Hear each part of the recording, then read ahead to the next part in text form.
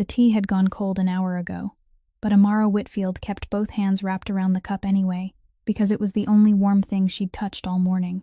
27 years old. Sitting in a wheelchair with a cracked frame and a left wheel that dragged, wearing a cream cardigan worn thin at the cuffs. Two men in black polo shirts stood over her corner booth at Odette's diner. Plastic badges clipped to their belts that looked official if you didn't read them. One of them was laughing and pointing at her face. The other had his hand on the push handle of her chair like he owned it. Same routine every week, the laughing one said. Roll in, take a table, nurse 1 cup of tea, wait for somebody to feel sorry for you. Amara didn't look away from him. I paid for my tea. I'm a customer. You're a problem. And next week you won't have an address to be a customer from. She tried to turn her chair. He put his shoe against the wheel, and when she raised her voice and told him to take his hand off her chair, the second man's palm came down over her mouth. Easy now, he said. Who's gonna stop us in here? Nobody moved. The manager backed into the kitchen.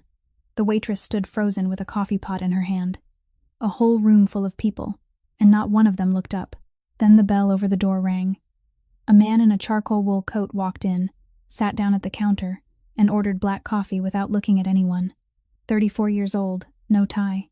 His watch turned face in against his wrist. Every man working in that diner knew his name, and every one of them knew better than to say it out loud. He took one sip, set the cup down, and turned around on the stool. Take your hand off her. What those two men didn't know was who they'd just answered to. And what nobody in that diner could have guessed was that the woman in the broken wheelchair and the man in the charcoal coat had already crossed paths once before, 3 winters earlier, on a night neither of them walked away from unchanged. If a story about dignity, courage, and the price of doing the right thing means something to you, hit that like button, share this with someone who needs it today, and subscribe so you don't miss what comes next. Now let's go back to that diner, to a cup of cold tea and a man who never raises his voice, and find out what happened next. Enzo didn't hurry to rise. He remained seated on the high stool at the counter, one hand resting loosely beside the still steaming cup of coffee, and when he continued, his voice was no louder than it had been when he ordered his drink. What's your name? The man covering Amara's mouth hesitated. He stared blankly at his companion, then looked back at the man at the counter, unable to understand why such an ordinary question had made his hand leave her face of its own accord. Voss, he answered, his voice still carrying the swagger of a man who hadn't yet had time to become afraid. Denny Voss. Enzo gave a single, almost imperceptible nod. The words on your shirt. Read them to me. The other man, the one who had laughed and pointed a finger in Amara's face, wasn't laughing anymore. He glanced down at the front of his shirt as though he had forgotten what he was wearing. Hale Real Estate Services, he said. Good. Now, who signed the security contract for that company? The entire diner fell so silent that everyone could hear the espresso machine hissing in the kitchen. It was the third question that brought everything crashing down. Cal Renner, the man standing closer to the door, suddenly took a careful look at the face of the man in the wool coat, and Amara saw the precise moment when the blood drained from his face. He said nothing. He merely reached back, seized his companion by the elbow, and pulled. Let's go, Cal said, so softly that his lips barely seemed to move. Right now. Denny jerked his arm free. Who the hell is he too? I said go. Something in Cal's voice stopped the other man from asking again. The two of them walked past the counter, and Enzo didn't turn his head, didn't stand, didn't lift a finger. He only spoke to the counter in front of him, in the same tone a man might use to ask the time. One last question. That chair she's sitting in, do either of you intend to touch it again? Cal shook his head 3 times in quick, clumsy succession. The bell over the door rang again, this time as they left. No one had been touched. Not a single hand had been broken. Not a single table had been shoved aside. Yet when the door closed behind them, everyone inside Odette's exhaled at once, and Amara realized that her hands were trembling. Not when the man had covered her mouth, but now, at the very moment it was all over. The manager poked his head out of the kitchen, saw the 2 empty chairs, then withdrew again. The waitress set down the coffee pot, and it made a small clattering sound, because her hand still wasn't steady. Enzo picked up the napkin from the counter, rose, and walked to Amara's table. He didn't lean too close, didn't place a hand on her shoulder, didn't ask whether she was all right. He simply held out the napkin, kept it there, and waited. Amara looked at the spotless white cloth in his hand, then wiped her face with the sleeve of her wool sweater. "Thank you," she said. Her voice was calmer than he had expected. He nodded, drew his hand back, and showed no sign of offense. She opened her small purse, counted several coins with her fingertips, arranged them in a neat little stack beside her tea, which had gone completely cold, then placed her palms on the rims of her wheels.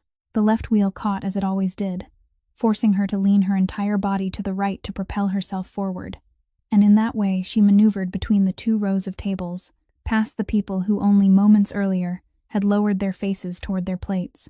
No one said anything to her. No one opened the door for her. She did it herself, with her elbow and her shoulder, as though she had been doing it for nearly 3 winters. Enzo stood motionless and watched until her figure disappeared beyond the glass, clouded with steam. He wasn't thinking about the 2 men who had just left. He was thinking about something else. Something so small that perhaps he alone in the entire diner had noticed it.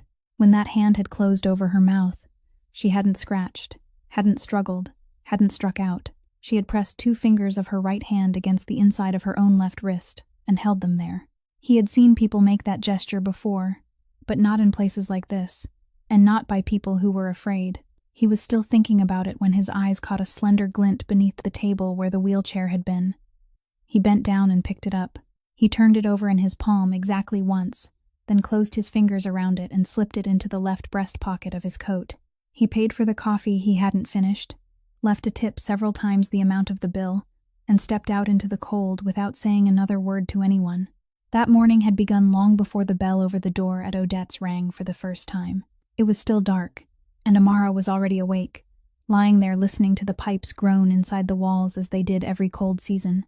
The apartment was on the 2nd floor of a building without an elevator, and over all the time she had lived there, she had learned to arrange her entire life so that it fit within the distance between her bed and the front door.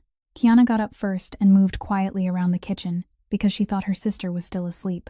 She made coffee for both of them, drank hers standing beside the sink, then left the rest in the pot for Amara, and each time, Amara pretended to sleep for a few more minutes so her younger sister could leave without worrying. "I'm heading in for the early shift," Kiana called from the other room, making her voice sound deliberately light. "I'll stop by your place around noon." Amara answered that she was fine, told her not to skip a meal, and listened to the lock turn, to Kiana's footsteps descending the stairs, and then to the silence. In that silence, she sat up, braced both hands against the edge of the bed, transferred herself into the wheelchair with a motion that had long since become instinct, and remained still for a moment, waiting for the ache in her hip to subside. On the dining table, amid several bills arranged in neat stacks, lay the paper with a seal stamped in the upper corner. She didn't need to read it again. She had read it often enough to know every line by heart, and the only thing she could still see clearly was the number of days remaining. 9 days.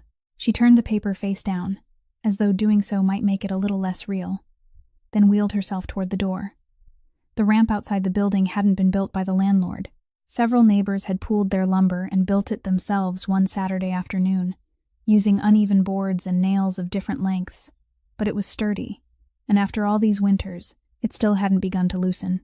Amara crossed it every day, and every day she remembered who had held the hammer. When she reached the sidewalk, she pulled the collar of her sweater a little higher and began pushing herself toward the corner. The left wheel still caught, so every few turns she had to correct her direction, and she did it without even thinking anymore, the way people don't think about the fact that they're breathing. It was Tuesday. She went to Odette's on Tuesdays, and the reason was so simple that she had never told anyone. Years ago, whenever she passed an exam, her mother would take her to that diner and order her a cup of hot tea. Not cake, not ice cream, just a cup of tea, because she said people celebrated with whatever they could afford, and there was no shame in what they could afford. Delphine Whitfield would sit across from her daughter at that very corner table beside the window, her chin resting in both hands, listening as the girl described the hardest questions on the test, and smiling as though she had never heard anything more wonderful. She had sat there on the day Amara passed the final examination for her professional license, and she had sat there for the last time on a morning when both mother and daughter knew it would be the last, though neither of them said it aloud. Now her mother was gone, but the table remained, so Amara still came every Tuesday, ordered a cup of tea, and sat in that same place. That morning, just after her tea arrived, She took her phone from her coat pocket to check the time. The screen lit up, and in the upper corner appeared the small symbol she had seen hundreds of times before, an unheard voicemail sent the previous summer. She knew who had left it. She knew how long it was because she had looked at that number so many times that she had memorized it, though she had never once pressed play. There had been evenings when she brought her finger close to it, and evenings when she told herself that she would listen when things became a little better, when she felt a little steadier, when she no longer saw herself as quite so pitiful. Her finger stopped there, less than the width of a knuckle from the screen, and remained there longer than she had intended. Then she turned off the phone, placed it face down on the table, and reached for the cup of tea that was still sending up curls of steam. The warehouse by the harbor was colder near noon than it was outside, and the smell of machine oil had clung to the walls for so long that nothing could wash it away.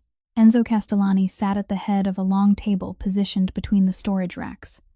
His wool coat draped over the back of his chair, with 3 files in front of him that Nadia Ferraro had already arranged in the order she wanted him to read them. Nadia wasn't the kind of person who softened anything with words. She placed one finger on the middle file and told him plainly that if he wanted to move 2 transportation companies onto the clean side of the books that quarter, he would have to accept a loss his father would never have tolerated. "You know what the old men will say?" she said. "They'll say you're cutting off your own hand." Enzo turned a page without looking up. "They've been saying that since spring. This time is different. This time, real money is coming out of their pockets." He closed the file and pushed it toward her. "Then let it come out. I don't want to be here 3 years from now, still having to remember the name of every person I need to call before I can sign an ordinary contract." Nadia studied him for a moment with the gaze of someone who had served 3 generations of this family and had learned that arguing with him was useless, but she still added one final warning. His father had built this with things that never appeared in the books, she told him, and some people in the family saw what Enzo was doing as a betrayal, not a reform. Enzo didn't answer. He rose, put on his coat, and told her to take him through the southern neighborhood before dark. There, inside a small cafe whose glass windows were covered with flyers, a man sat at the table farthest in the back, with a ledger and a cloth bag, and the elderly people in the neighborhood still had to come there at the beginning of every month to make payments on debts they would never be able to repay. Enzo pulled out a chair and sat across from him. He didn't introduce himself. He didn't make a threat. He simply looked at the open ledger, then raised his eyes. "You have 2 ways out," he said, "and I'm only going to tell you about the first." Then he told him. It took less than 2 minutes. The other man didn't ask what the second way was. The following morning, the table in the back of that cafe was empty, and no one in the neighborhood ever saw him again. On the way back to the harbor, Nadia sat in the rear seat, opened her tablet, and began reading him the schedule for the coming week. The meetings, the signatures, a dinner with the Harbor Trade Council that he had already postponed twice. He listened, nodded, and answered each item with a few concise words. Then she noticed that he was no longer listening. He was gazing through the window toward the intersection, where the awnings of the old neighborhood still bore several hand-painted signs, and his right hand had risen to the left breast pocket of his coat. He took out something small, held it in his palm, and lowered his head to look at it. Nadia couldn't see clearly what it was. She only saw it catch the light once when he turned it, and she watched his fingers close around it very slowly, more slowly than he did anything else. He held it in his palm that way for a long stretch of the drive, then returned it to his pocket and smoothed the fabric over it with his thumb. "Is something wrong?"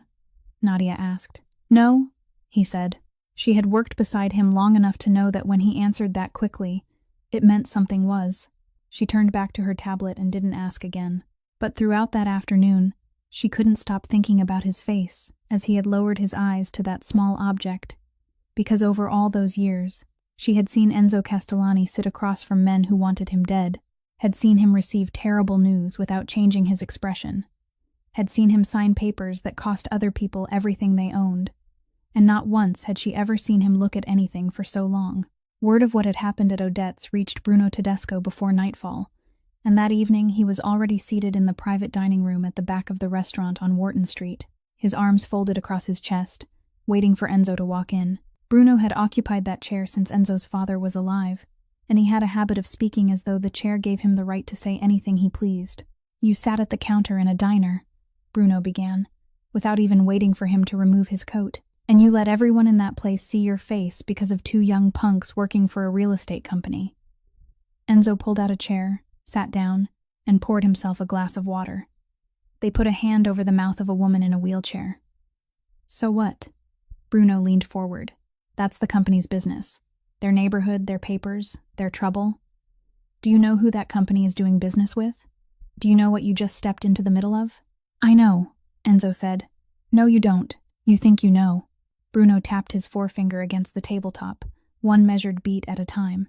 This family doesn't involve itself in other people's affairs without a reason. You stepped in for someone you don't know, in a place where you have nothing to protect, in front of an entire diner filled with people who have eyes and phones. Enzo set down his glass.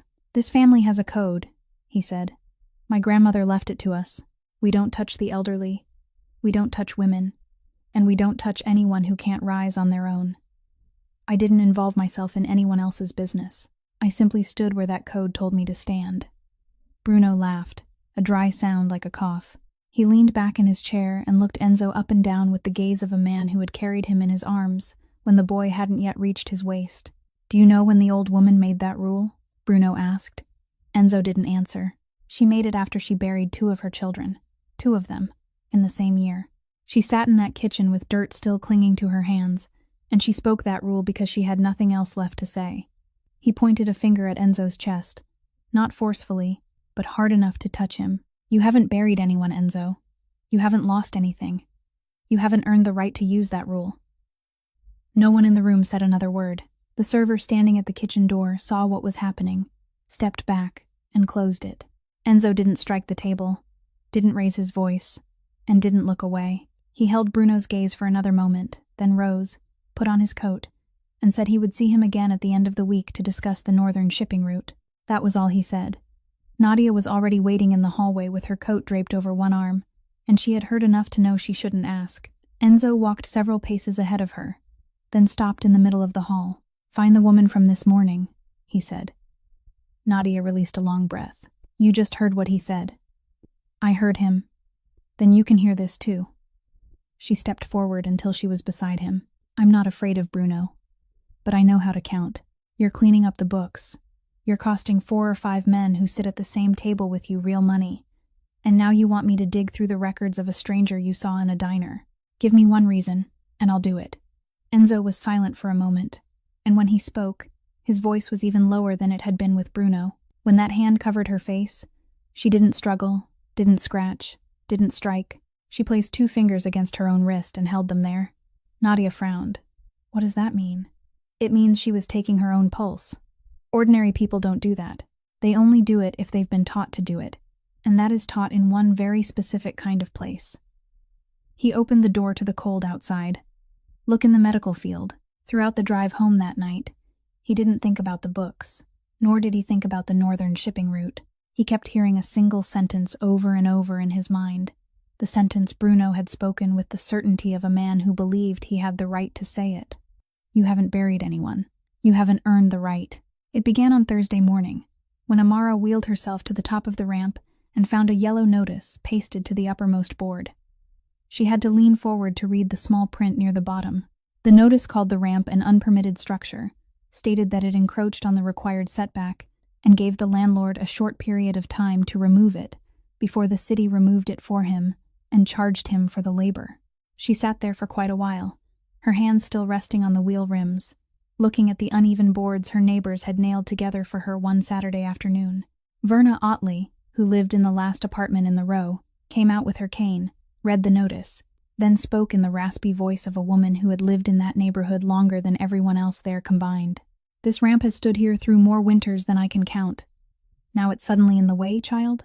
That afternoon, the service company that regularly hired Amara to transcribe recordings of medical records at night sent her a short letter. It said that because of client feedback concerning quality and confidentiality, they were temporarily suspending her assignments until further notice. She had worked for them for nearly 3 winters, typing in the darkness with headphones over her ears and her hands on the keyboard, and in all that time, there hadn't been a single complaint. She called the number printed on the letter, and the woman on the other end said the decision had come from above, that she was only responsible for sending the letter, and that she was very sorry. Amara thanked her, and ended the call because she knew exactly what it felt like to have to deliver a decision she hadn't made. Kiana came home later than usual that night. She stood in the doorway without removing her coat, and Amara knew immediately that something was wrong. "Someone came to my work," Kiana said. "Two men. They were dressed well. They weren't customers. They asked my manager whether I lived in Crescent Row, who I lived with, and whether I was the person whose name was on the lease." Amara kept her voice calm. "Then what happened?" "My manager told me to come out and speak with them. They gave me a business card and said that if you and I needed advice about our relocation rights, we should call them." The girl placed the card on the table, and her hand trembled. "How did they know where I work?" Amara had no answer for her sister that night, but the answer was already waiting inside a thick file on the top floor of a building across the river, where Preston Hale sat before an enlarged map of Crescent Row pinned to the wall. Nearly every square on that map had been completely filled in with a blue marker. The entire row had signed, one household at a time. Some had signed because they were tired, some because they were afraid, and some because they had been handed a check during the hardest month of their lives. Only one square remained unmarked, and beside it was a handwritten name. Hale's problem wasn't one small apartment on the second floor of an old building.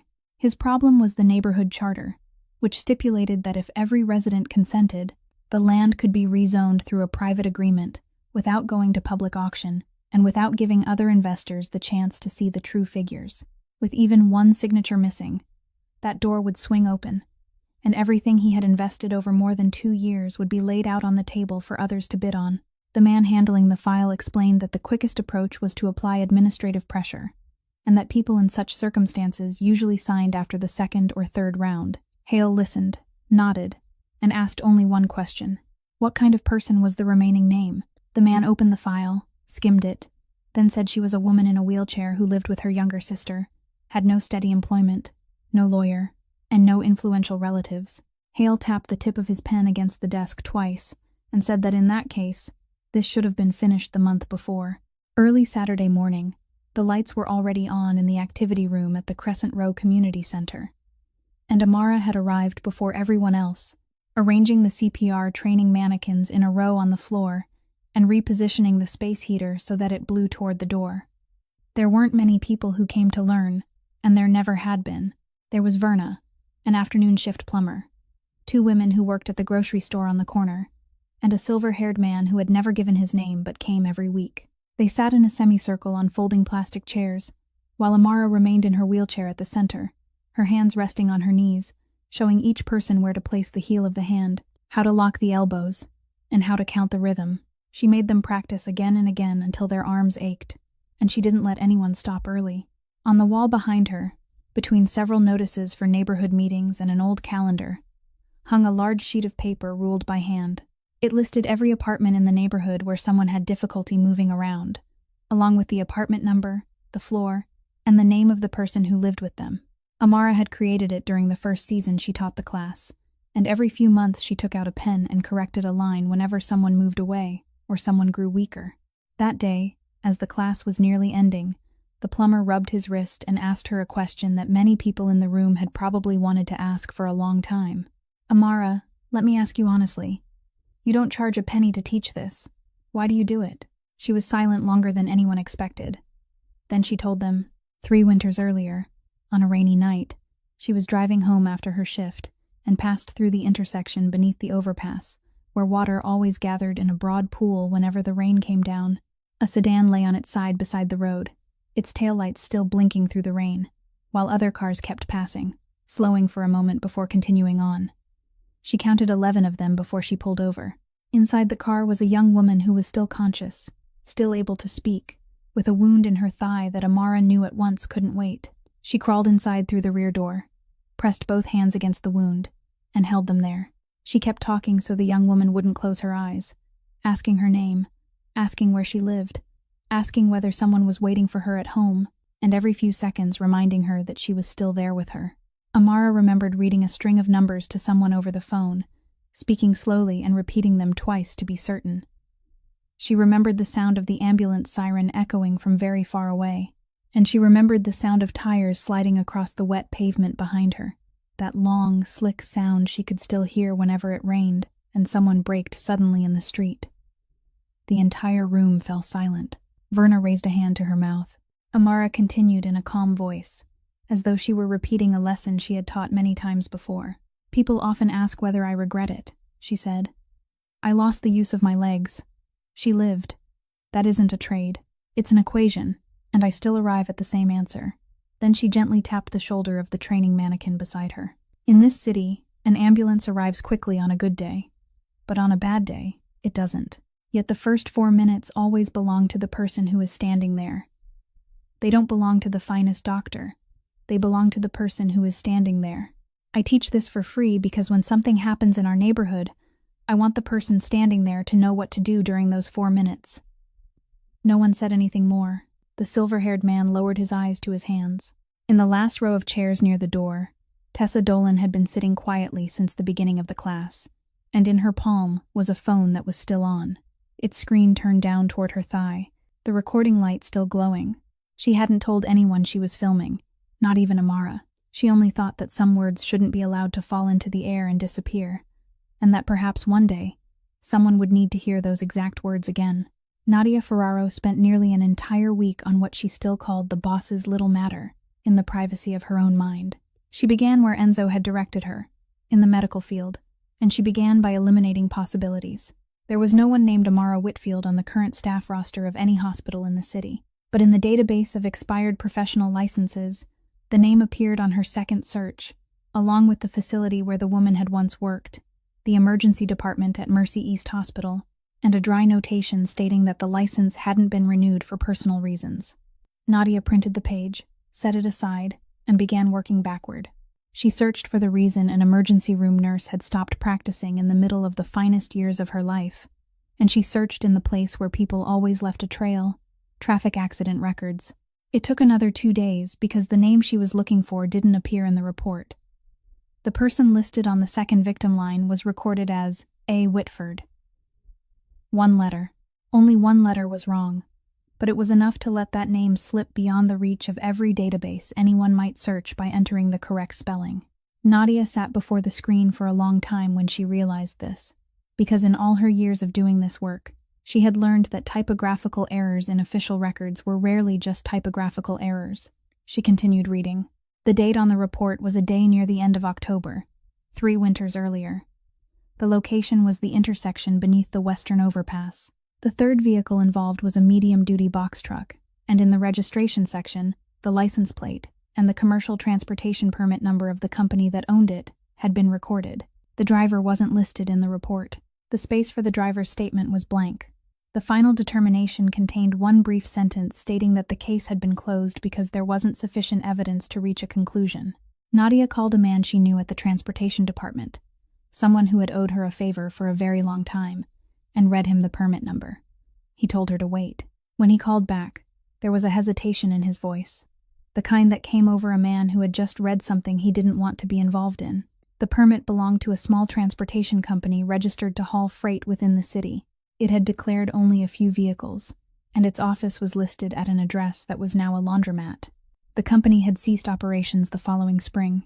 Nadia asked whose name was on the registration. The man on the other end read the name aloud, and Nadia told him to read it again. She wrote it on a piece of paper by hand, slowly, 1 letter at a time, then sat staring at it. Preston Hale. She knew that name. Everyone who did business in the southern neighborhood knew that name. It appeared on the large construction sign standing at the entrance to Crescent Row. It appeared at the bottom of the letters sent to every household in the neighborhood. And that name was, quite literally, printed across the shirts of the 2 men who had stood in front of the table of a woman in a wheelchair at Odette's on Tuesday morning. Nadia folded the paper in half, opened it again, then folded it once more. She considered calling Enzo immediately, then thought better of it. She had worked for this family long enough to know that some information, once spoken aloud, could never be taken back, and that when that man learned the truth, he would do something whose consequences neither of them could yet foresee. She also thought of the woman from the diner, who was still living in that neighborhood, still opening letters bearing the same name each month, and still had no idea that the name on those envelopes and the name in the report from that night belonged to the same man. Nadia turned off the screen, rose with the paper in her hand, and went to find her coat. Nadia didn't tell Enzo about the name on the paper that day. She told him about the second-floor apartment, the yellow notice pasted to the wooden ramp, the transcription contract that had been terminated, and the people who had gone all the way to the younger sister's workplace. When she finished, she placed a thick envelope on the table and told him that if he wanted to resolve this matter cleanly, this was the cleanest way to do it. Enzo looked at the envelope for a long time, then told her to bring it with them. The following afternoon, the black car stopped at the entrance to Crescent Row, and Enzo walked the rest of the way. He arrived just as Amara was returning from the community center, carrying a paper bag filled with photocopied materials for the following week's class. She recognized him immediately, though he hadn't said a word. Nadia stepped forward, introduced herself by name and title, then held out the envelope. She explained briefly that it contained compensation for the trouble Amara had endured, that there were no conditions attached, and that she could use it to rent a new place to live, or for anything else she considered necessary. Amara looked at the envelope without reaching for it. She stared at it for so long that Nadia had to lower her hand slightly. "Let me make sure I understand," Amara said. "Is this meant to make me stay quiet, or to make me forget?" Nadia was about to answer, but Amara continued before she could. "If you're trying to pay me to forget Tuesday morning, I'm cheaper than you think. I forget for free. I'm very good at forgetting. I've been practicing for 3 winters." With the back of her hand, she gently pushed the envelope toward Nadia. She didn't slap it away or throw it. She moved it only far enough to remove it from the space between them. "But I won't take the money. Not because I don't need it. I need it desperately. I need it so badly that if you stand here for another 10 minutes, I may change my mind. So, it would be best if you put it away for me." Nadia opened her mouth, then closed it again. In all her years of handing envelopes to people, she had never met anyone who refused one by telling her precisely how close she was to reaching her limit. Nadia folded the envelope and slipped it into her bag. Until then, Enzo had remained one step behind her without interfering. He spoke only after Nadia stepped away. "I didn't come here because of that envelope." "Then why did you come?" "I came to see the ramp." Amara raised one eyebrow slightly, then turned her wheelchair, and the 3 of them went to the entrance of the row. The yellow notice was still there, its edges curled from the night mist. Enzo bent down and read it, all of it, including the small print. He made no comment. When Amara began pushing herself up the ramp, he stepped behind her by instinct, reached out with both hands, and placed them on the handles at the back of her wheelchair. He hadn't begun to push when she spoke. "Take your hands off." Her voice wasn't loud, but it cut through the afternoon air like something very sharp. Enzo withdrew his hands immediately, stepped back half a pace, and held both palms open at his waist. Amara turned her head and looked at him, and for the first time since they had met, something very much like anger appeared in her eyes. "Do you know how many people do exactly what you just did in the course of 1 week?" she said. "They don't ask. They simply put their hands on the chair and push. Store clerks, strangers on the street, once even a police officer. Every one of them thinks they're helping." She drew a breath. "This chair is my legs. You don't put your hands on another person's legs without asking permission." Nadia stood several paces away and held her breath, because she knew very well when someone had last spoken to this man in that tone, and she remembered how it had ended. But Enzo's expression didn't change. He remained still, his hands where Amara could see them, and gave a single nod. "I understand," he said. "I'm sorry." Then he added, more slowly, as though he were committing something to a place in his mind where he wouldn't forget it. "May I help push you?" Amara studied him for a long moment. "No," she replied. "Not today." "All right," he said, and he stood there with his hands in his coat pockets, watching her push herself all the way up the ramp, across every uneven board, until she opened the door and disappeared inside. On the way back to the car, Nadia could no longer restrain herself. "You just let that woman scold you in the middle of the street." "I was just taught something," Enzo said, and from that day forward, whenever he stood behind that wheelchair, he always asked first. Preston Hale owned a restaurant on the top floor of the building across the river, a place where a person seated at a table could look down over the entire southern neighborhood, including Crescent Row, lying flattened among the old rooftops. He ate lunch there almost every day, always at the same table, and the server knew his habits so well that there was no need to ask what he wanted to drink. That day, he was unfolding his napkin across his lap when he saw the restaurant manager approaching, his face pale, and watched him bend down to whisper a sentence into his ear. Hale looked up, Enzo Castellani was already seated in the chair across from him, his wool coat draped over the back of the chair beside him, while a server had just placed a glass of water in front of him that he hadn't ordered. "Chi? I don't recall having an appointment," Hale said. "You don't," Enzo replied. Hale smiled the smile of a man accustomed to sitting at the head of the table. "Then I'm listening. But I have a meeting at 1 o'clock. From the inside pocket of his coat, Enzo took out 3 sheets of paper folded in half and spread them across the table one at a time, turning each one so Hale could read it. The first was a copy of the primary construction contract for the Crescent Row project, specifically the section detailing the site clearance schedule and the binding deadline imposed by the financing party. The second was a short list, 4 lines bearing the names of 4 suppliers on whom Hale's construction site depended for concrete, rebar, transportation, and heavy equipment. The third contained only one handwritten name in the center of an otherwise blank page. Hale glanced at the first sheet, read the second carefully, and when he reached the third, he remained perfectly still for a long time. "What is this?" he asked. "That is the name of the person who introduced you to 2 of the 4 suppliers on that list," Enzo said. "And he works for me." Hale placed one hand on the edge of the table. The smile remained on his face, but at some point, it had vanished from his eyes. "Mr. Castellani, I run a legitimate business. My paperwork is clean. If you have a problem with the service company I hired, you should speak to them." "I already did," Enzo replied. 2 of their men, in a diner. The air around the table seemed to thicken. A server started toward them to refill their water, but the manager caught him by the sleeve and held him back. Enzo looked down at the 3 sheets, then pushed the second one slightly forward, the one containing those 4 lines. "Tomorrow morning," he said, "you'll receive 3 phone calls. 3 of the 4 names on this page will tell you they have to postpone their deliveries for technical reasons. Starting tomorrow morning, you'll have 1 left." Hale swallowed. "You're threatening me in my own restaurant." "No." Enzo said it so softly that Hale had to lean closer to hear him. "If I were threatening you, you wouldn't know in advance. I'm giving you notice. My grandmother taught me that decent people give notice, and I still try to hold on to a few of the things she taught me." He rose and draped his coat over his arm.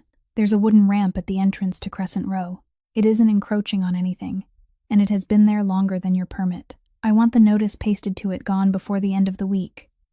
Hale looked up, and for the first time, he asked the question directly. "What is she to you?" Enzo paused beside the table. "Nothing yet," he said. "But keep going, and she will be." He left all 3 sheets on the table without taking back a single one, and walked out. The sound of the elevator doors closing carried all the way into the dining room. Hale sat motionless for a while, his eyes still fixed on the page with the handwritten name in its center.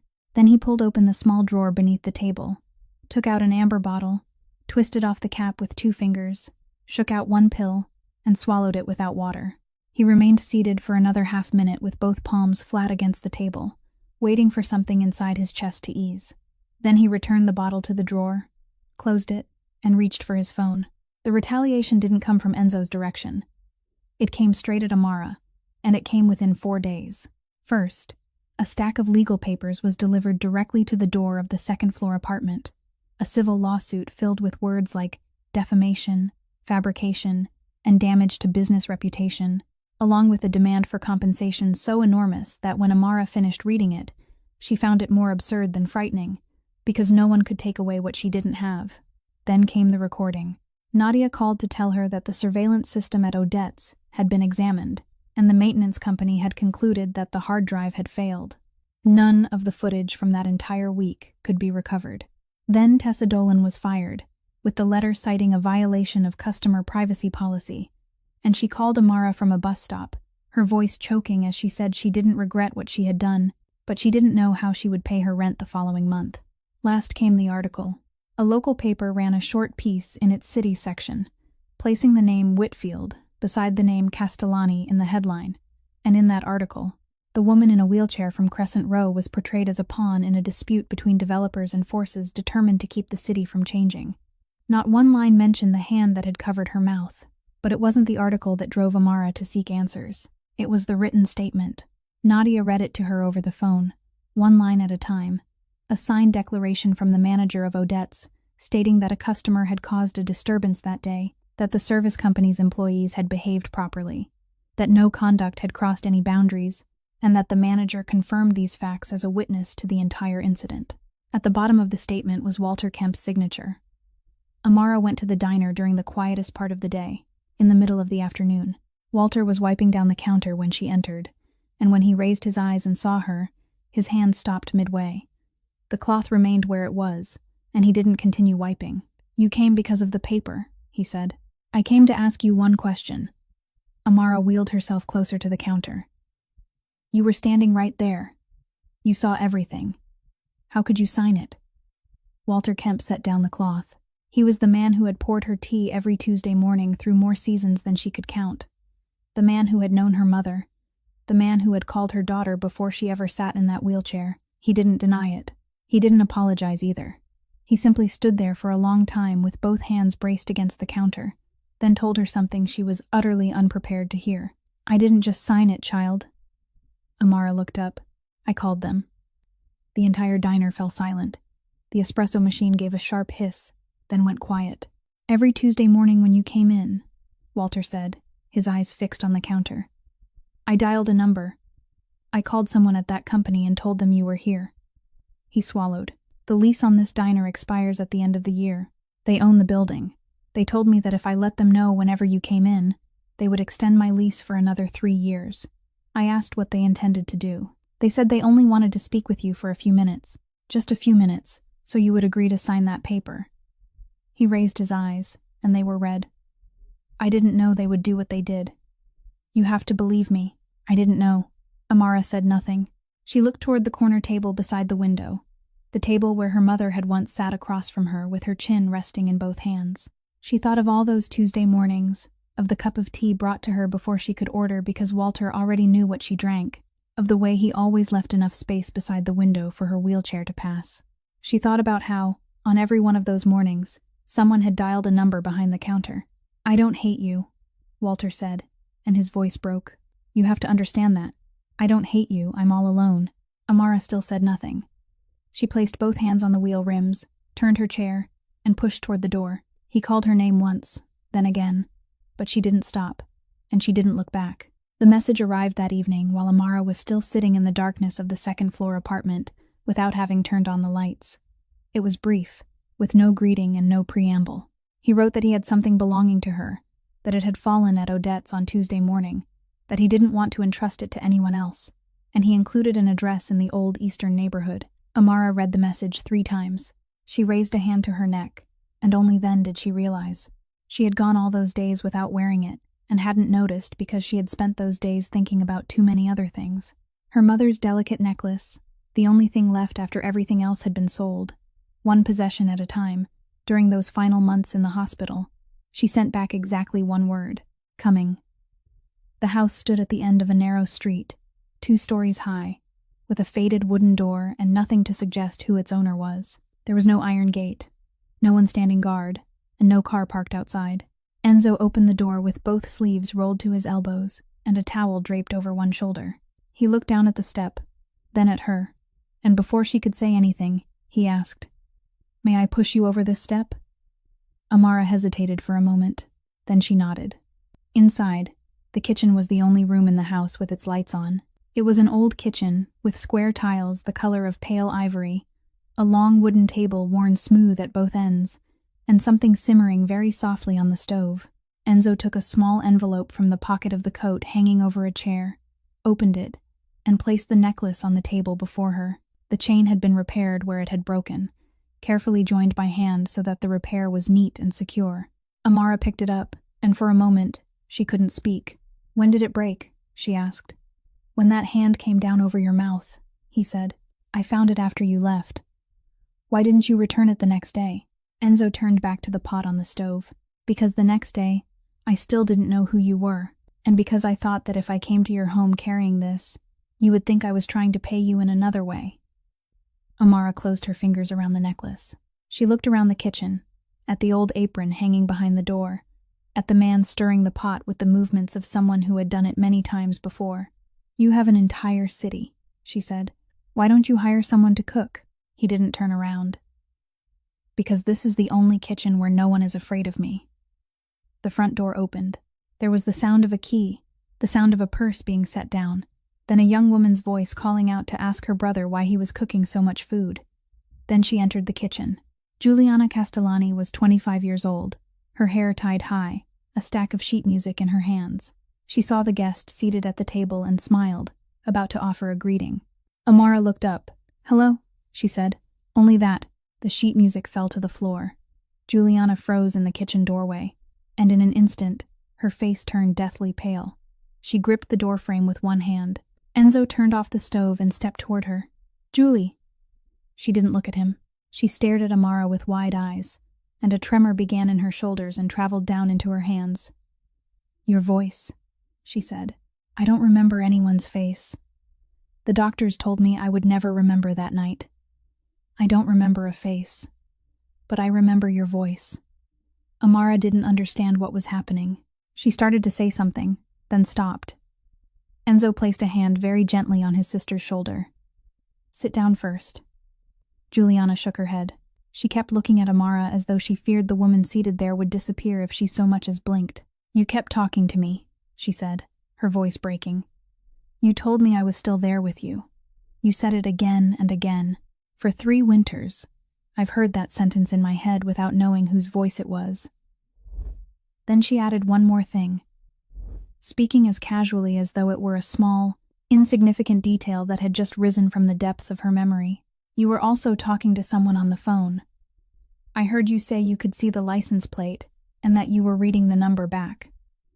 The entire kitchen fell silent. Enzo stood motionless, his hand still resting on his sister's shoulder, and Amara saw clearly that something had just drained every trace of color from his face. Enzo called Nadia that same night, after Amara had gone home and Giuliana had fallen asleep, and he told her exactly one thing. There had been a call to the emergency dispatch center that night, and during that call, someone had read out a license plate number. It took Nadia another 3 days. She began with the easiest step, requesting a copy of the recording by the case number, and received a single line in response stating that the audio file wasn't included in the record. She didn't stop there. She went looking for the archive log, the thing people rarely thought about, the record showing which files had been entered into the system on which dates, and which files had been removed on which dates. The audio file from that night had once existed. It remained in the system for exactly 11 days.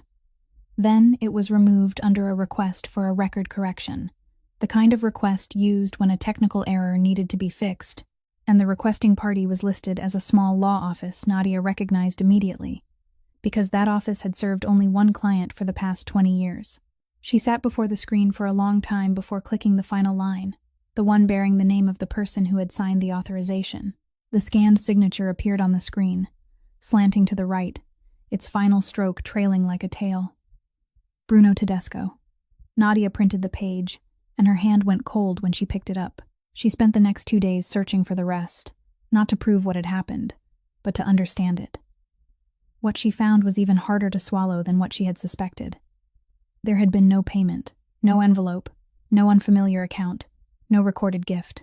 That medium-duty truck, the one registered under the permit of the small transportation company owned by Preston Hale, hadn't been carrying Hale's freight that night. It had been carrying freight along the western route, a route that passed through 3 warehouses, all 3 of them belonging to the Castellani family. The driver had exceeded the number of hours legally permitted without anyone recording it, and if the accident had been thoroughly investigated, the inspectors wouldn't have stopped at the truck. They would have traced the shipping route backward, and they would have reached the warehouses. At 4:15 that morning, a call had been placed from the route dispatcher's number directly to Bruno Tedesco's. The call lasted less than 2 minutes. Nadia laid all those papers on the long table inside the harbor warehouse on Friday afternoon, when all 4 members of the family council were present, and Bruno was seated in the place he had occupied since Enzo's father was alive. She didn't speak at length. She read the date, the case number, and the name of the law office, and finally placed the page bearing the scanned signature on top, turning it so Enzo could read it. No one in the room said anything. Bruno didn't deny it, nor did he lower his head. He merely braced both hands against the table, and spoke with the certainty of a man who had thought about this moment many times through all those winters. If I had left it alone, they would have entered the warehouses. If they entered the warehouses, the entire western route would have stopped, and then it wouldn't have been one person who suffered a loss. It would have been 40 families. He looked directly at Enzo. You sit there and think I sold someone. I didn't sell anyone. I simply chose the side that would hurt less. You changed a name, Enzo said. It was the first sentence he had spoken since entering the room. I changed one letter, Bruno replied. One letter, Enzo. People misspell one another's names every day.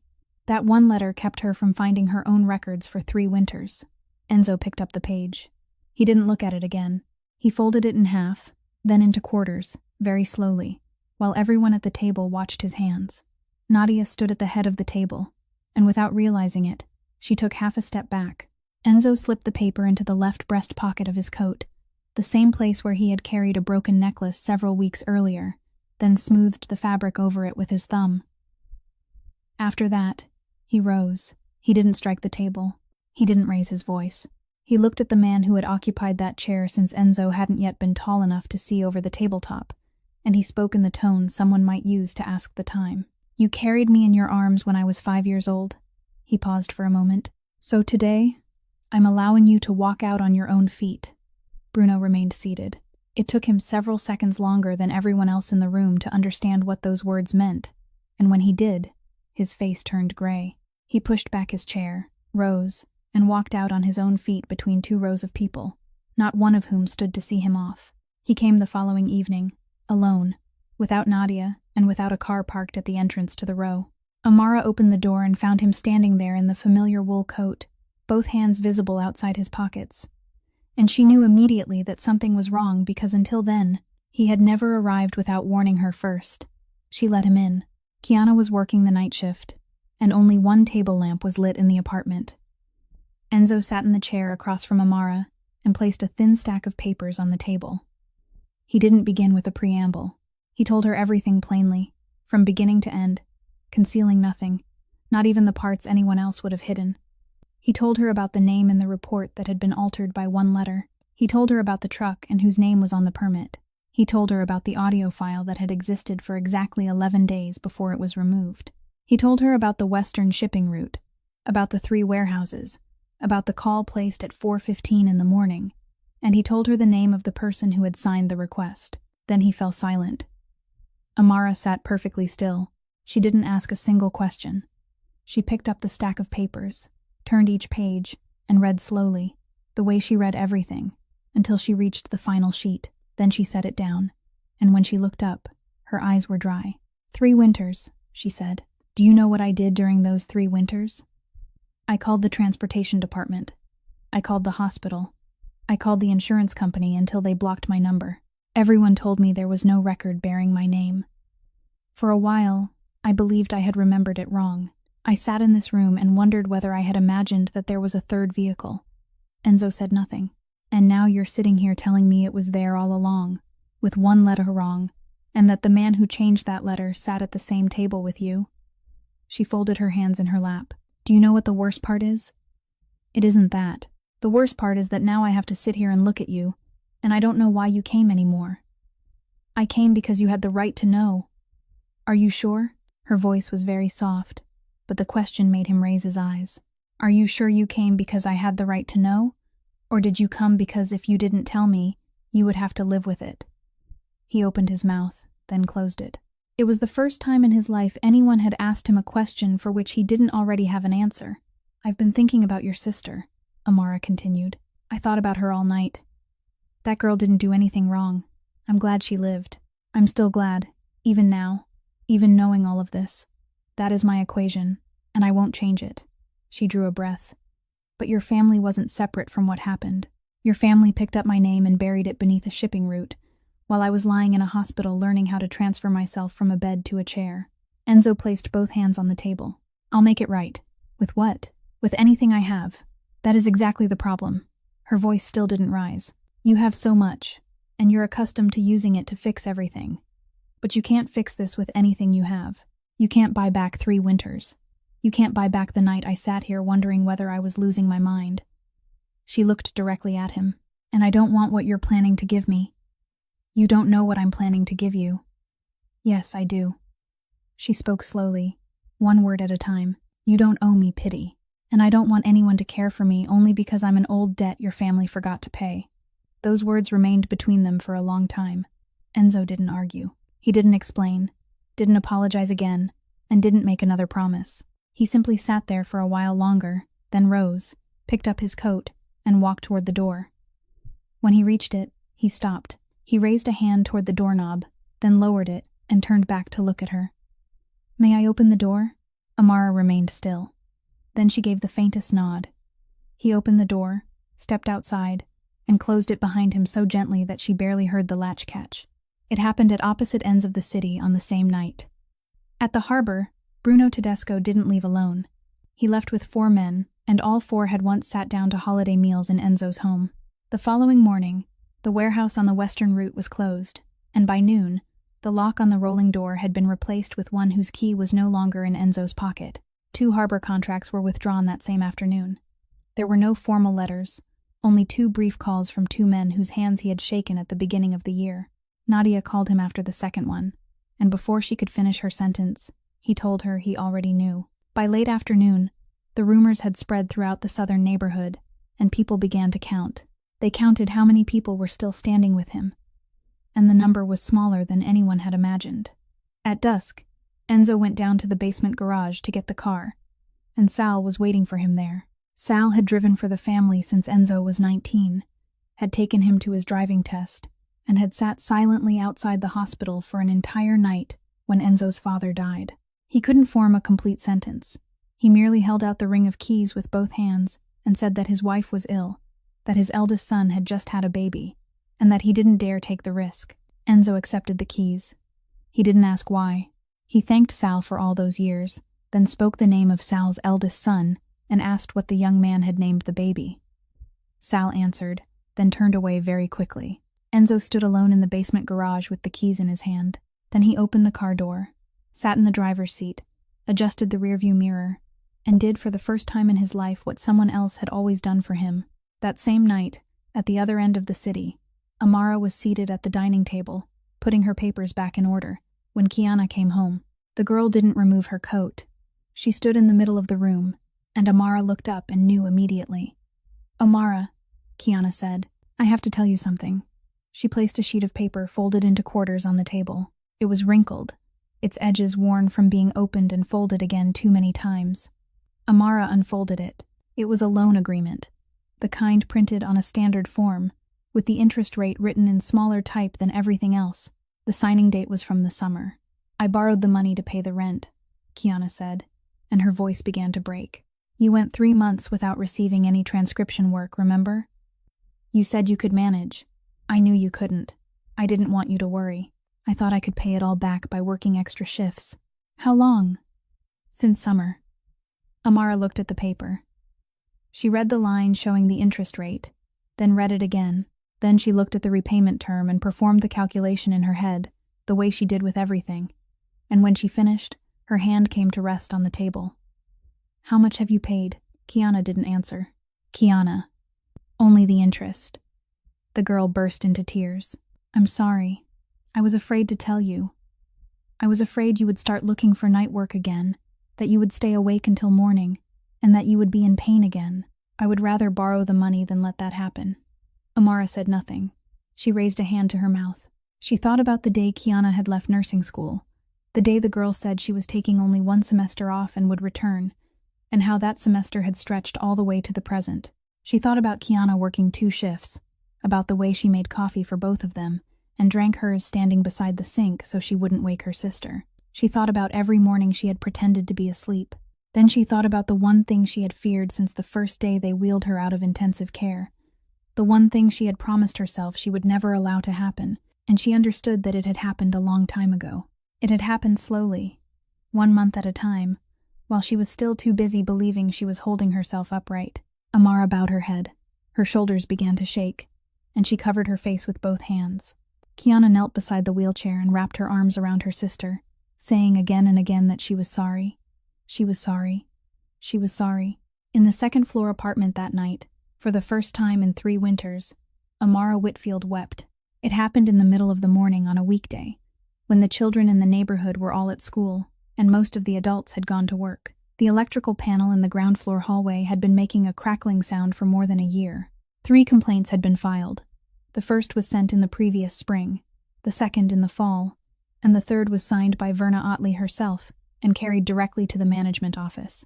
All 3 times, the same answer came back, stating that the matter was included in the comprehensive renovation plan and would be addressed along with the other work. That morning, the electrical panel stopped crackling. Amara smelled the smoke before she heard anything. She was seated at the dining table with her papers, and the smell crept through the gap beneath the door, the unmistakable odor of burning plastic. She didn't panic. She placed her hand against the door and felt it, then placed her hand on the doorknob and felt again. Warm, but not yet hot. She wheeled herself into the kitchen, filled the sink with water, soaked 2 bath towels and a thin blanket until they were dripping wet, then carried them back and packed them tightly beneath the door and along both sides. She moved with the calm precision of someone who had taught others how to do exactly this, and her hands didn't tremble. She called emergency dispatch, clearly gave the building number, the floor, and the situation, then added that there was one person on the 2nd floor who couldn't get down the stairs on her own. Then she went out onto the balcony. The wooden ramp outside the building had been dismantled the previous week, removed in accordance with the deadline printed on the yellow notice, and those uneven boards now lay stacked beside the building, waiting to be hauled away. Amara looked down at the street once, then stopped looking. Using both arms, she transferred herself from the wheelchair to the balcony floor and sat with her back against the railing, as low as she could because smoke always rose. She took her cream-colored sweater, the brightest thing within reach, tied it securely to the bars of the railing, and let it hang outside. Then she sat there, pulled a corner of the wet blanket over her nose and mouth, and waited. On the street below, the fire engines arrived after an amount of time no one would later remember precisely. Lines were stretched, barriers erected, and the crowd gathered at both ends of the street. Enzo arrived after the hoses had already been pulled to the main entrance. He got out of the car, walked straight toward the barrier, and a young firefighter raised one hand to stop him. "Sir, I need you to step back." Enzo gave his name. The man showed no reaction. Enzo repeated it a little louder, and the firefighter merely said the same words again, then turned away to attend to something else. Enzo stood there in the middle of a tightly packed crowd, and not one person gave him so much as half a step of room. No one recognized him. No one moved aside. Someone even struck his shoulder in passing without turning around. He looked up at the 2nd floor, at the cream-colored sleeve waving back and forth from the balcony railing, and realized that never in his life had he needed anything so desperately while it remained so completely beyond his reach. He had no one to call, no one to ask for help. There was no name he could speak in that place that would make any difference. On the 2nd floor, when the balcony door burst open and the first firefighter stepped outside, the first thing Amara did wasn't reach for his hand.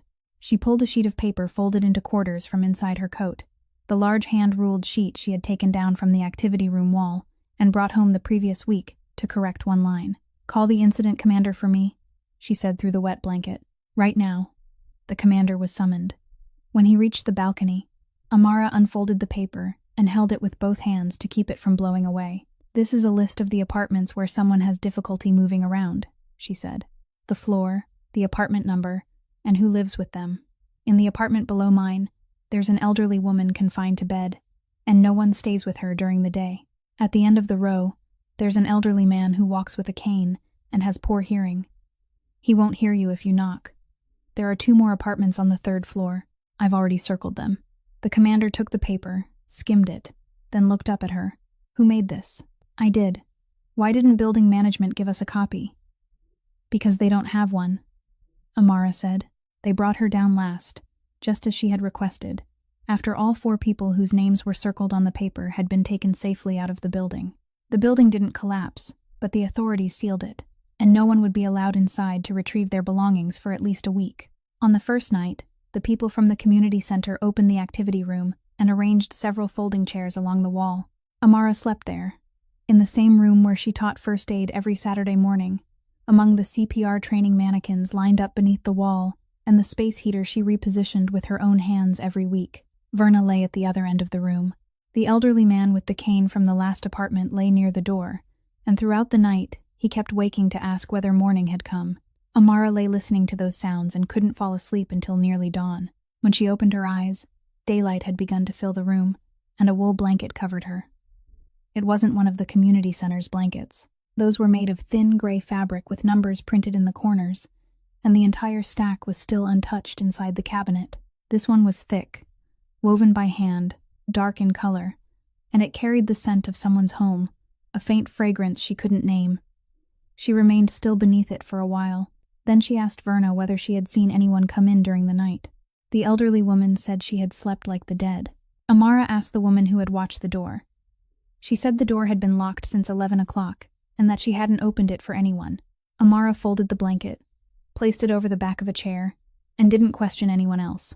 Kiana arrived near noon, carrying 2 cups of coffee and a small bag containing several things she had borrowed from a coworker. She sat beside her sister in silence for quite a while, then took out her phone and rested it on her lap. "Amara," she said, "I have something." "What is it?" "Mom's message." Amara's head came up sharply.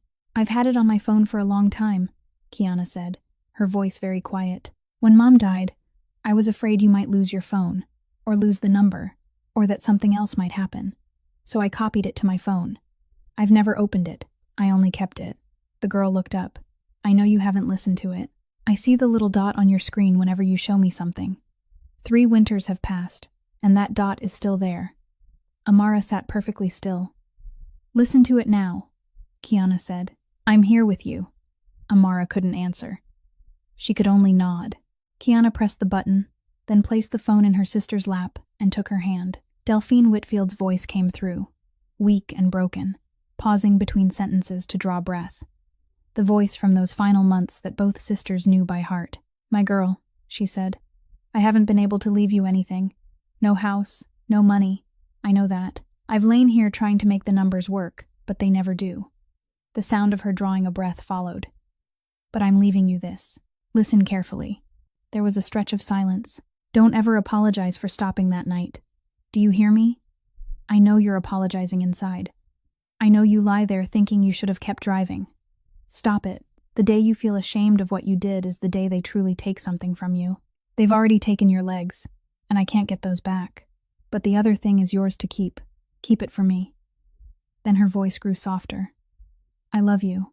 I love both my girls." The message ended. No one in the room spoke. At the other end, Verna had turned her face away. Amara sat with the phone in her lap, and both hands resting over it. She listened again, then a third time. By the third time, she no longer heard the opening words. She only waited for the exact moment when her mother paused for breath and then spoke that sentence. That afternoon, Amara sat for a long time looking through the activity room window, watching the intersection where the elderly neighbor woman made her way across the street, one careful step at a time with her cane. That evening, she borrowed a pen and a sheet of paper and wrote a list. The following morning, she called Nadia Ferraro. Nadia answered on the second ring. "I heard the planning board is meeting about Crescent Row next week," Amara said. "That's right. Are residents allowed to register to speak?" There was a moment of silence on the other end. "Yes," Nadia replied. "Then put my name on the list." Amara began by knocking on doors. She spent both days of the weekend visiting every household that remained in the neighborhood, sitting on front steps or at kitchen tables, and asking the same question. Who had read the document to them on the day they signed? Most said they had read it themselves, but 3 families hadn't. All 3 had arrived in the country only a few years earlier, and their English was good enough for shopping and working, but not enough to understand a document more than 10 pages long. All 3 told the same story. An interpreter had been sent to them. He sat beside them, read the document aloud in their native language, and told them it was an application for relocation assistance, that signing it would give them priority for new housing, and that refusing to sign would place them at the bottom of the list. The mother in the 3rd-floor apartment clearly remembered him patting the document with his hand and saying that it was only a formality. Amara asked for the interpreter's name. They said they couldn't remember his last name, only what he was called, Terrence. She sat in silence on the steps of that home for a long time. She found him 2 days later in the parking lot behind the building where Hale's law firm had its office. He was opening his car door when he saw her at the end of the walkway, and he froze with one hand still resting on the roof. 3 winters had passed since the morning when he left a note on the kitchen table and walked away. He looked better than she had expected. "Amara, you work for them." It wasn't a question. He glanced around the parking lot. "I work as a freelance interpreter. I take work from whoever hires me. I'm not involved in the project." "The Estime family on the 3rd floor," she said. The Pierre-Louis family at the end of the row, and the Joseph family. You sat at the kitchen tables of all three families. You read the document to them. He didn't answer. You told them it was an application for assistance. You told them that if they didn't sign, they would be placed at the bottom of the list. She looked directly into his face. That document was a consent form for rezoning the land, Terrence. You knew what it was. You translated it into something else. He lowered his eyes. The hand still resting on the roof of the car slowly fell to his side. They gave me a prepared translation, he said. I only read what was there. Did that prepared translation include the sentence about being placed at the bottom of the list? Silence. Did anyone tell you to say that? He shook his head. Amara sat there with both hands resting in her lap, and she felt something very strange inside herself. It wasn't anger, but a calm emptiness, like the feeling of seeing the answer to an equation she had suspected for a long time. 3 winters ago, you wrote 11 words to me, she said. Do you know, I had never counted them until today. Terrence opened his mouth. Don't. She raised one hand. I didn't come here to hear that. I came to tell you something. She took a sheet of paper from her pocket, bearing 3 names and 3 apartment numbers, and placed it on the roof of the car, exactly where his hand had been. The planning board meets this Thursday. I can take this paper before them. I have 3 witnesses, and they're prepared to speak. His face turned pale. If I do that, you lose everything. You already know that. She continued slowly. But I'm giving you 1 day. From now until tomorrow morning. Go to the board clerk's office yourself and give a statement. Tell them who gave you the translation and who told you to add that sentence. If you go on your own, this will be the statement of a witness. If I take it before them, it will become the case file of a defendant. Terrence looked at the paper on the roof of the car. Why? He asked. After everything that happened, why are you still giving me 1 day? Amara placed her hands on the wheel rims. Because I don't need to see you fall, she said. I need those 3 families to get their signatures back. Those are 2 different things, and I only have the strength to do one. Then she turned her wheelchair and pushed toward the parking lot gate. He called her name once. She didn't stop. The planning board meeting room was more crowded than Amara had expected. Extra chairs had been placed along both walls, and people were still standing at the back. Preston Hale gave his presentation first, with a large screen behind him displaying renderings of a new neighborhood, with broad walkways, handrails, and elevators. He repeatedly used a phrase Amara would remember for a long time, calling it a community accessible to elderly residents and people with disabilities. When it was time for the residents to speak, the clerk called her name. Amara pushed her wheelchair into the center aisle, but about halfway to the front, her left wheel became firmly wedged in the groove of an anti-slip mat. The chair stopped abruptly. Everyone in the room looked at her. 2 people began to rise to help, and she raised one hand, not to refuse them, but only to ask for a few more seconds. She leaned to one side, rolled back half a turn, corrected her direction, then continued forward. It took her about 4 breaths to do it, and during those 4 breaths, no one in the room said a word. When she reached the microphone, she took her handwritten paper from her pocket. I'm not going to begin by speaking about myself, she said. First, I'm going to read the names. Then she began. The first household had moved away after 3 surprise inspections in 2 weeks. In the second, the husband's permit to repair cars from his home had been revoked after more than 10 years without anyone objecting. The third had been fined for the awning outside their door, though it had stood there since their grandfather's time. The fourth was a single mother who received notice that her child would be reassigned to another school district. She read each household, each name, and each reason in the steady voice of someone reading a medical chart. In the middle of the list, she stopped and said that the next person was sitting in the second row. Verna Otley began to rise with the help of her cane. She was halfway to her feet when her hand began to tremble, and she looked toward the back of the room. Cal Renner stood there beside the door, leaning against the wall with his arms folded, watching her. The elderly woman sank back into her chair. Amara stopped in the middle of her sentence. She placed the paper on the microphone table, turned her wheelchair away from the podium, and pushed herself down the aisle until she reached the second row. She held out her hand. Go ahead and speak, she said. I'm right here. Verna looked at that hand. Then she took it. She rose with her cane on one side and her other hand held in Amara's, and she managed to say 3 sentences. She said she had lived in that apartment since her husband was alive. She said she had signed 3 complaints about the electrical panel, and not one had received a response. She said that on the night of the fire, her child had been forced to leave work and rush home, and now had no paid leave remaining. Then she sat down, and the whole room could hear her breathing. Someone in the third row stood. Then another person. By the time the seventh person rose, the clerk had to ask everyone to speak one at a time and add their names to the list. Cal Renner pushed away from the wall and walked out. When Amara returned to the podium, Hale's attorney, a woman in a gray suit seated at the front table, had opened the file before her and removed a sheet of paper. Amara saw the movement. She knew what the document was. And she spoke first. Before the developer's attorney reads the paper in her hand, she said into the microphone, "I would like to read it myself." The woman looked up. "The Crescent Row consent file contains a signature bearing my name." The room fell utterly silent. "I signed it in the spring, several months ago. At the time, my mother was lying on the 4th floor of Mercy East Hospital, and she didn't have many days left.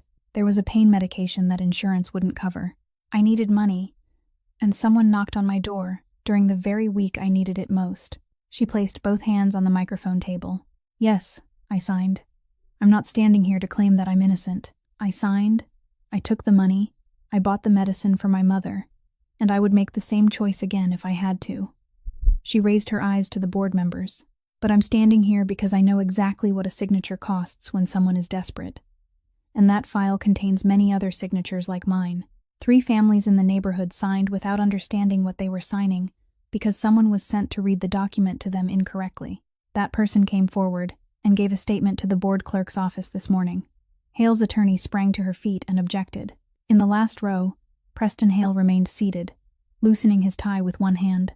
The chair struck the gavel twice and announced that the board would recess for 15 minutes. The bell signaling the end of the recess rang. Everyone returned to their seats, and the chair invited the developer's representative to come forward and answer questions.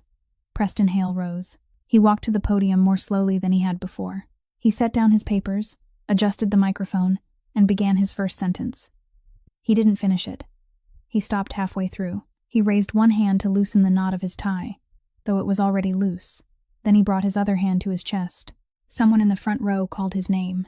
Hale staggered one step to the side, reached for the edge of the podium and missed, then collapsed onto the floor with his back against its base and his head tilted to one side. The entire room froze. A chair fell. Someone cried out. The attorney in the gray suit sprang to her feet and remained standing in place. The chair struck the gavel once, then stopped. 2 security guards ran to the door and halted there. The room was filled with people, yet no one stepped forward. The only person who moved was Amara. She was closer to the podium than anyone else. She pushed her wheels twice, reached the base of the podium, locked them, then placed one hand on the armrest and the other on the floor, and lowered herself out of the wheelchair using only the strength of her arms. She dragged herself about 1.5 feet across the wooden floor, turned, and positioned herself beside him. She called his name twice. She shook his shoulder. There was no response. She lowered her head, brought her cheek close to his mouth, and watched along the line of his chest, holding that position for the full length of time she always required her students to wait. Then she looked up. "Call emergency services," she said. "Someone call right now. Tell them cardiac arrest, board meeting room, 2nd floor." No one moved. "The woman in gray," Amara said. Your phone is already in your hand. Make the call." The attorney dialed. Amara placed the heel of one hand in the center of his chest, set her other hand on top, interlocked her fingers, locked her elbows, and positioned her shoulders directly above her hands. Then she began. She counted. She counted aloud, clearly, 1 compression at a time. In the same rhythm she counted every Saturday morning on the floor of the community center activity room. For a plumber, for 2 grocery store clerks, for an elderly woman with a cane, for a silver-haired man who had never given his name. She counted to the end of 1 cycle, then began another, and she didn't stop. No one in the room spoke again. All anyone could hear was her counting. Someone sat back down. Verna Otley rose, both hands gripping the back of the chair in front of her. At the rear of the room, the door opened, and Enzo Castellani stood there, but he didn't step forward either. He only watched, and no one looked at him. No one knew during which cycle Amara's hands began to tremble. Sweat ran down her temple. A man in the 4th row came forward and knelt beside her, said he had taken a class at work, and asked whether she needed him to take over.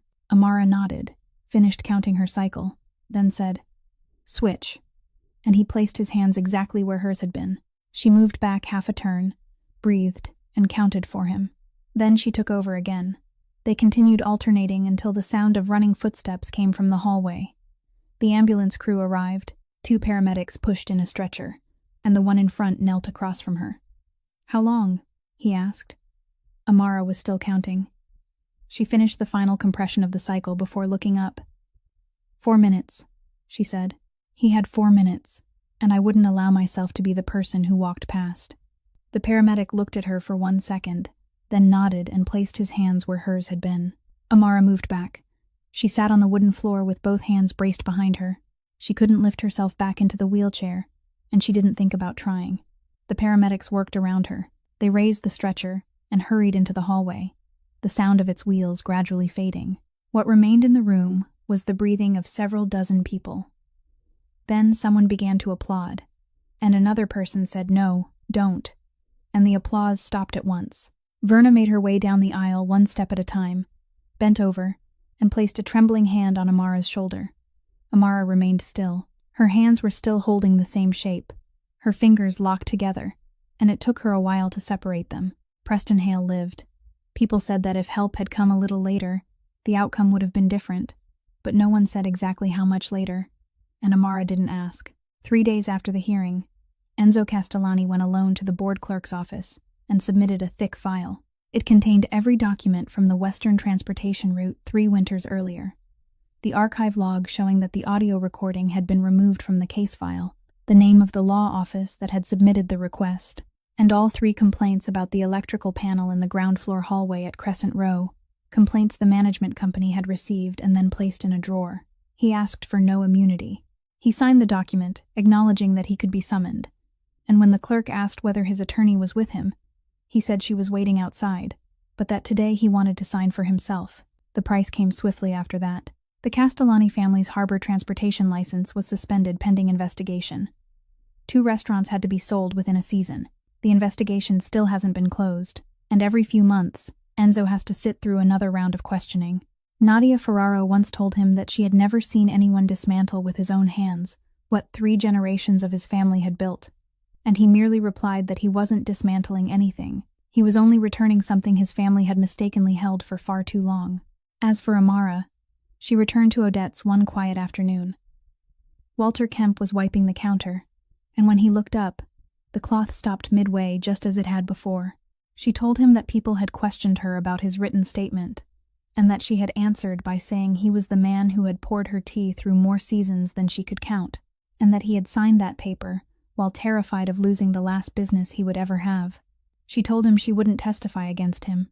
Walter stood there for a long time, then sank onto the chair behind the counter and wept the way an old man weeps, without making a sound. The following day, he went in on his own and withdrew his statement. A year passed. The old building at Crescent Row was renovated, this time with an elevator and a proper ramp beginning at the edge of the sidewalk. It no longer belonged to anyone across the river. It belonged to a cooperative established by the residents themselves, with 1 vote for every household and meetings held on the first Thursday evening of each month. The ground floor was reserved for a community center, and simple words were placed on the glass door. The first 4 minutes. First aid was taught there 3 times a week, free of charge, and now there were no empty seats. Kiana had returned to nursing school and attended classes in the evening, and the old loan had been fully repaid by summer. Juliana Castellani taught music therapy twice a week in the room at the end of the hall, and when a student once asked why she had chosen to teach all the way out in that neighborhood, she only smiled and said it was because someone had once stopped for her when no one else did. In the center's lobby stood an old wheelchair with a cracked frame and a left wheel jammed in place. Beside it was a small sign bearing words Amara had written herself. "Don't judge anyone by what they're sitting in." On Tuesday mornings, Odette's still opened as it always had. Enzo sat at the counter with black coffee, no tie, and his watch face turned inward against his wrist. When the bell over the door rang, he didn't turn around. He simply pushed the second cup toward the table beside the window, and he no longer asked because it had been a long time since he needed to. Amara arrived, set down her bag, and they sat there together, the 2 of them, without saying very much. Outside the window, on the sidewalk, A boy who had just left his morning class passed by and saw an elderly man lower himself onto a bench. One hand braced against his knee because he felt dizzy. The boy didn't panic. He set down his school bag, knelt on one knee beside the man, and spoke the exact words he had been taught. "Stay here with me, sir. I'm calling someone right now." Then he waved toward the diner. The elderly man smiled and gently patted the boy's hand. From inside Odette's, Amara and Enzo watched together, and neither of them said a word. There are things we can learn from this story. A person's dignity isn't found in what they're sitting in, the clothes they're wearing, or the money in their pocket. It is found in whether they choose to stop or keep walking when someone needs them. Power only becomes meaningful on the day it accepts the cost of doing what is right. And the first 4 minutes of everything that happens in this life will always belong to the person brave enough to step forward, not to the most skilled person who arrives too late.